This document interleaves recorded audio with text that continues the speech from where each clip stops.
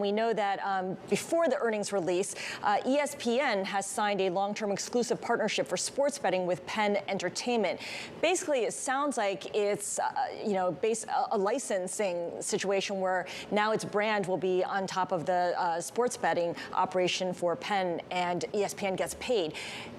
Is this the kind of deal making that we can expect Bob Iger to embark on when it comes to leveraging the ESPN name?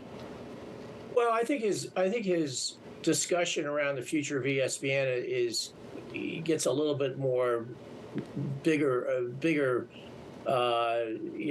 aspirations than just this side deal with on betting. He has been asked about betting a lot vis-a-vis ESPN. He sort of hinted they're looking into it, and this appears to be a real solid deal with a big player and a sizable monetary commitment, $1.5 billion, as you had on your screen, over 10 years. So a very integrated deal, interesting. But I think the future of ESPN in terms of all streaming, not all streaming, partner coming in, investing in it, that's much larger aspirationally than this side deal. Yeah, well, it's worth mentioning that Fox is closing Fox Bet, which is its own sports betting venture, after it failed to grow as quickly because the entrenched names are still the ones that gamers go to, or fans of sports betting go to. When it comes to selling the media properties, how patient will investors be with Disney selling parts or all of the businesses? I mean, as everyone said, so this is not original, it still makes a lot of money. Yeah. And yes, ratings are down, cord cutting is up, content costs for sports rights are up. So they're in a tough spot.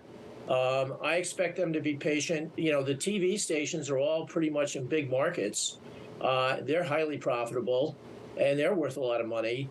The future of ABC broadcast network, it's a bit of a head scratcher as to how that is parlayed, if it is parlayed. But I expect, regardless of the impatience of investors, I expect them to make a smart decision at the right time. All right. Well, with all the talk over ESPN, potential divestitures, and of course streaming, we kind of forget that right now the big profit driver for this company has been the parks business. And we saw, at least in the last earnings report, that there are some signs here that maybe there's weakness there. Well, look, it's been a very hot summer. That's for start. And I think SeaWorld pointed that out today. They are going up against the 50th anniversary celebration of Disney World a year ago that lasted a while. So that is, they warned that would impact the year-over-year traffic comparison. And I think if you look at the Orlando Sentinel that reports on tourist, tax revenues, those have been down in Florida most of this quarter. So I think it would be very bumpy in Q3 for domestic parks. The only offset is that international parks were not all open a year ago. They were sort of stumbling and fumbling open. Now they're flying.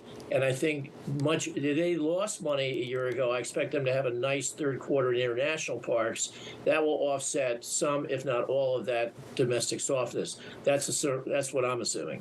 And of course, the other elephant in the room, of course, is the tenure of Bob Iger, an extension of the contract that we learned about at that Allen and Media conference a few weeks ago here, Doug. At some point, though, they've still got to resolve this, given his age, and even with the contract through 2026, you want to see some sort of succession plan out in public.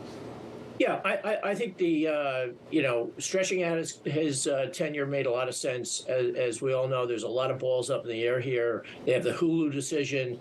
They got to figure out exactly what the future of ESPN is. You've got this linear question, so there's a lot. You got the cost cutting going on. So I think these are all good things, and it's going to take time. There's a lot of talent at Disney. I mean, we'll see. I'm no genius on who the next person is going to be, but I think extending him longer, and who knows if that's the end of it, makes sense to me.